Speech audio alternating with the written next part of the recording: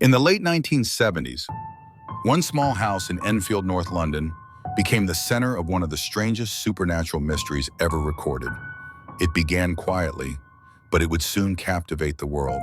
Peggy Hodgson, a single mother of four, reported furniture moving on its own, toys flying through the air, and the unmistakable sound of fists pounding inside walls. It was 1977, and the world had entered the age of the poltergeist. The word poltergeist comes from German, meaning noisy spirit, a force said to move objects, knock on walls, and twist reality in the quiet of ordinary homes. Unlike traditional hauntings, a poltergeist isn't tied to a single ghost, but often to a person known as the agent, usually a teenager caught in stress or change. Some say it's psychic energy unleashed without control. Others believe it's something far darker.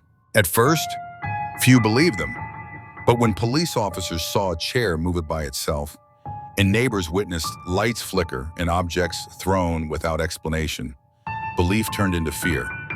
Soon after, the case drew national headlines. Reporters crowded the small council house as paranormal investigators Maurice Grosse and Guy Lyon Playfair from the Society for Psychical Research arrived with cameras, recorders, and open minds.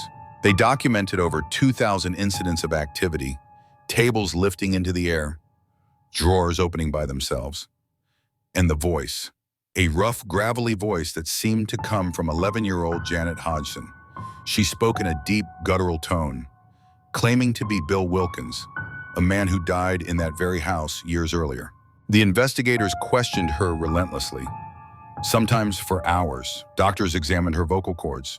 Psychologists tested her under controlled conditions. No clear cause was ever found. Skeptics accused the children of faking the events.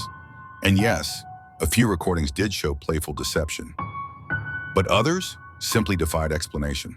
Parapsychologists such as William G. Roll proposed an extraordinary idea, that unconscious psychokinesis, mental energy released under stress, could be the invisible force behind poltergeists.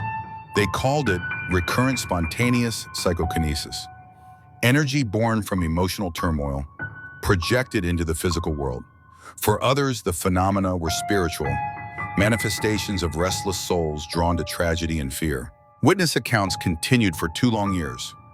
Objects thrown, beds shaking, voices echoing through the night. Even famous paranormal investigators Ed and Lorraine Warren visited Enfield, reporting an undeniable dark energy inside the home. Yet scientific investigators saw nothing paranormal, only a case of media frenzy and human suggestion. So what really happened inside 284 Green Street?